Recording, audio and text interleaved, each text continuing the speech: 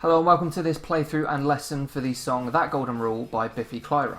Why have I chosen to do this song? Well, in the UK, if you're studying drum grades, one of the biggest drum schools, or music schools for that matter, is Trinity College London, who are actually based all around the UK despite the name. And the way the Trinity College London exams work is you choose 3 songs to play over a half an hour period, 2 of which have to be from the current, which at the moment is 2018 onwards, songbook. However, one song can either be a personal choice, which they approve, or a song from previous songbooks, which That Golden Rule happens to be. And for my money, That Golden Rule probably shouldn't be a grade 8 song. I think it's significantly more straightforward and, dare I say, easier than almost every other song in the grade 8 category. So the reason I'm doing this video is because if you want to pass grade 8 with distinction or merit, then choose this song because it's kind of a breeze. Quick couple of disclaimers. So one, you will have seen from either the title or the thumbnail that this video lesson will have no drum transcriptions. So I do recommend that you read drum music, maybe you already do. I personally can kind of read drum music. I wish I was better, that's another topic for another day. But if you do want a transcription, I've linked a really nice one in the video description, which instead of having crotchets and whatever else, it actually has initialisms of which drum is being hit when, and it also breaks down the time signatures and tempos. Another disclaimer is that this song should be played with at least 2 crashes. As you can see from my quarantine kit, I only have the one, so I'm going to be crashing on my ride is like a second crash, which is far from ideal, but as I say, this is my quarantine kit. It will be replaced once the world is back to normal, but I just wanted to get that out of the way. If you just want to watch the cover, then head to the timestamp you see on screen. But without further ado, let's get started. So, the reason I have chosen to do a lesson on this song, as I said, is because it's pretty straightforward. So from a technical standpoint, all you really need to be able to do are flam taps, ghost notes consistently, and somewhat fast double strokes with your right foot. So there's no double kick on this song, and if you take a double kick pedal to the exam, you probably won't be allowed to use it. Saying that, you shouldn't really need it, especially if you are at genuinely at grade 8. If you're ready for this performance, you shouldn't need it anyway because the doubles aren't that fast. Tempo for this song is kind of 2 different ways of looking at it. You can either count this song in 109 or 110-ish and count it in 16th notes, which would be for me 1E and a 2E and a 3E and a 4E and a. Or you can look at it as 210, which is what the transcription in the description says, which means you count it in 8th notes, so 1 and 2 and 3 and 4 and. Personally, I like playing it and thinking of it in the higher tempo and counting it in 8th notes because it just gives me less to think about. Having said that, I don't count while I'm playing this song, I just play it. And you want to get to the point where you can do that too, because if you do count this song in your head while you're playing it, or if you read it while you're playing it, that's where things can get tricky. So the reason I think this song does have a few banana peel kind of elements to it is because the overwhelming majority of this song is actually in 4/4. So Biffy Clyro have a habit of their songs, or in their songs, where the whole thing will be in 4/4, but it will sound like it's in 5/7 or maybe 6/4. But this song is no exception. It's actually in 4/4 almost all the way through. The intricate part, or what makes this song sound different to what it actually is the fact that the intro to the song, or the intro at least on drums, and then also the transitions from chorus to verse and vice versa, is usually played, or sometimes played, on the upbeat. So what I mean by that is, if you count like I do in 8th notes, it would be 1E and it would be 1 and 2 and 3 and 4 and it's on the and where the song begins, it's on the and where you change from verse to chorus, and so on. So the song starts on the and of 4, then you don't play anything on the 1, you let the crashes ring for a second, there's the and of 1 on the kick, and then the song starts on 2 with snare and hi-hats. So this is what that sounds like.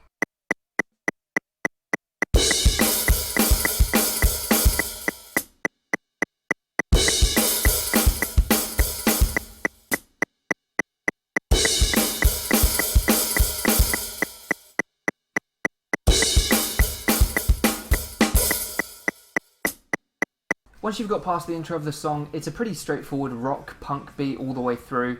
The snare is quite hard. It's on 2 and 4 for the most part, or 3, depending on how you want to count it. But yeah, there's not really a lot to it. There's a couple of ghost notes thrown in here and there, and then there's some offbeat snare that when you listen to the song over and over again, you'll pick up pretty easily. So For that part, for the first 2 minutes of the song, you should really be plain sailing. Now here's where it gets tricky. So after the second chorus, we have the remainder of the song, which is just fully instrumental. And the first part of the instrumental is 24 bars of pretty much just a snare roll. And for the majority of this snare roll, there's nothing too much going on, especially for the first 4 bars, where it's quite literally just right, left, right, left, right, left. Your right will be keeping the pulse of 1, 2, 3, 4, and your left will be filling in the ands if you're counting it in the same way as I do, which is 8th notes. So that's what your hands are doing for the most part. But then at the end of the 4th bar, every 4 bars, there's a triplet. There's a couple of ways you could do this. You could, the pulse is going right, left, so you could just do a very quick right, left, and then continue. What I prefer to do is right, left. So they're kind of 2 quieter, ghosted notes, but if you hit them hard enough, they won't disrupt the flow of the song. And then that also means it won't disrupt the flow of your playing. So you'll be leading off from that triplet with the right and continuing the rhythm right, left, as you've been playing before. There's also a kick layered under the final beat of the triplet, which just happens to land directly on the 1. So it kind of sounds like 1 and 2 and 3 and 4 and a 1. Here's what it sounds like on the kit.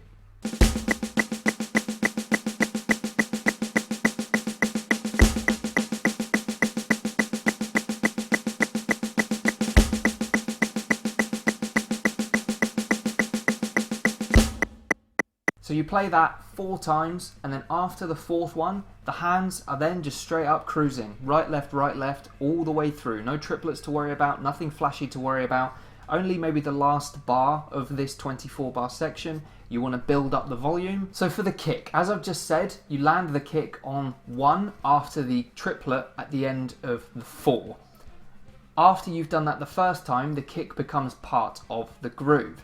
And then the kick is going to be played on the and of 4 and 1, leading from bar 1 to bar 2, and then bar 3 to bar 4.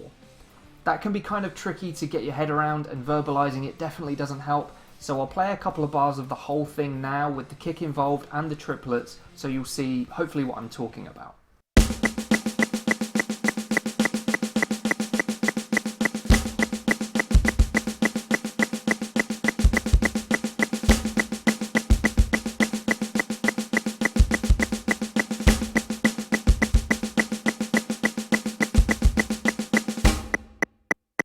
After you've done that 4 times over, the kick pattern gets a bit more difficult, and I could sit here and explain to you it's on the and of this and the downbeat of this, but to be honest, I don't think it will be very helpful. The easiest thing for you to do here is just listen to the song and really get a feel for the orchestra or the strings pattern of the song, because not only is it helpful for this section, but it then repeats in the next section of the song.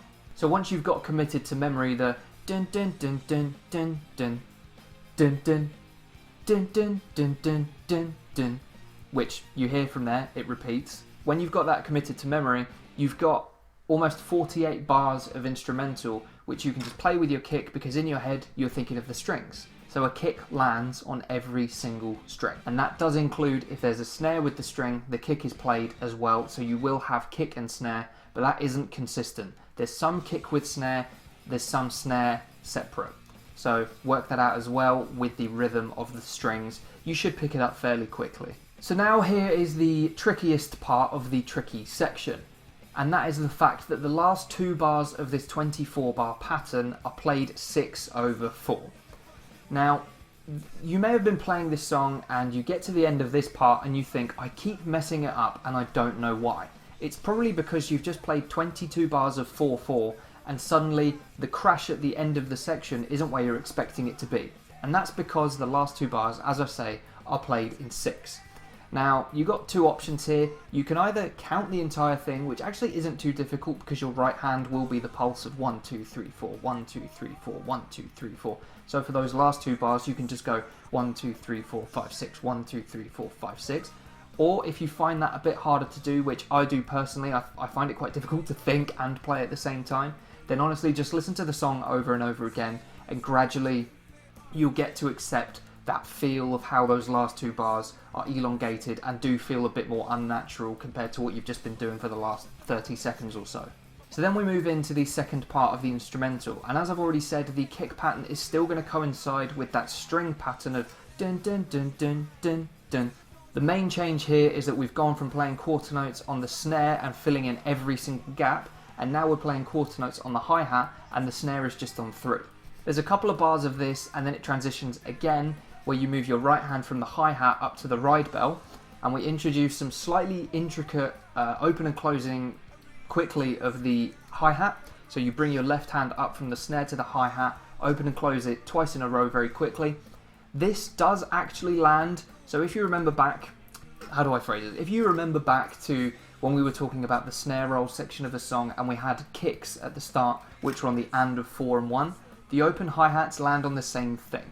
So if by some kind of crazy genius miracle you have been counting yourself all the way through this, then if you remember back to when you were counting the and for the kicks of 4 and 1, then just change legs. But that is very difficult to do and I probably wouldn't recommend it. Again, it's more a case of just listening to the song and learning the feel for it. I'm going to demonstrate this section on the kit now, because after this is the final kind of tricky part, and then again it should be plain sailing from there.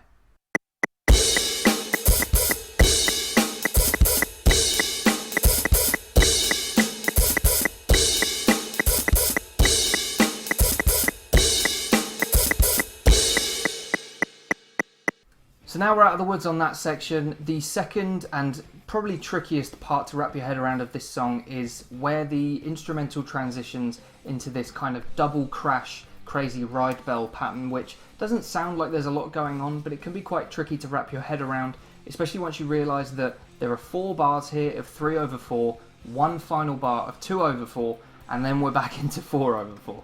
So here's what it sounds like, and then I'll kind of try and break it down for you.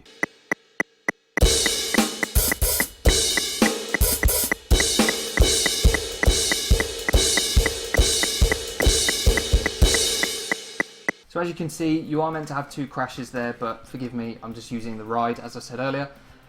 It's probably not beneficial to think of how you're counting this, because it will trip you up, because you're thinking, okay, so how many bars of 3 have I played? When's the the 2 is now, and then before you know it, you're behind. Don't really think about it. Just commit this song to memory, as I've said, and it will come way more naturally than staring at a chart and thinking, 4 bars of 3 here, and then the 2 is... because they kind of overlap as well. I've said this already at the start of the video, but Biffy Clyro hide really intricate things behind basic song structures. 3 over 4 is not the craziest structure in the world, but because they're layering the end of a 4/4 bar over the start of a 3/4 bar, and then having 3 more subsequent bars of 3 before a final bar of 2, yeah, you can see where the confusion can set in. After you've got past that tricky section, we're back into 4/4. There's some more, similar to the chorus, kind of just offbeat snares. There's another couple of open hi-hats involved with the fill-ins. And yes, you do need to learn the fill-ins. So the Trinity College London examiners, they will make sure that you are playing the song as close to the recording and as close to the charts as possible. So that does mean learning the fills. Luckily, the fills in this song really aren't that difficult to do. And now for the grand finale. So this is where the flam taps come in. So what you're playing is basically this.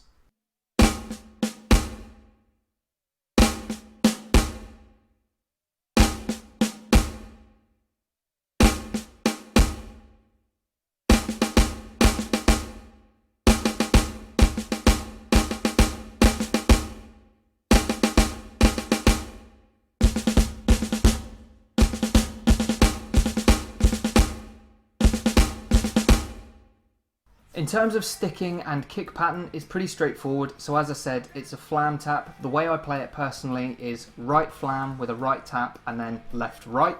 And then there are kicks on the first and last stroke. So as you just heard there. The tricky part is this doesn't really land on any time signature that's come before it. And the tempo also feels completely different to everything that's come before it. If you try and play this part to a click, you will almost certainly find that you are rushing. If there's one thing we all know about drumming, you don't want to be rushing.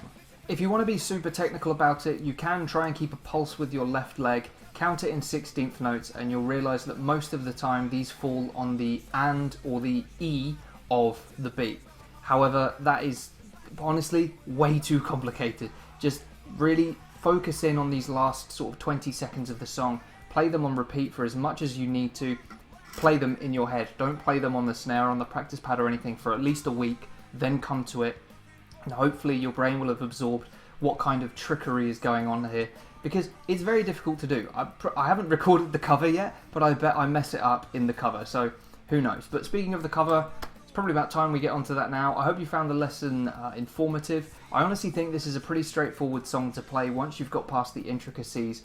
Ignore those time signatures, it helps to understand them, but anyway, let's just get into the cover. Wish me luck.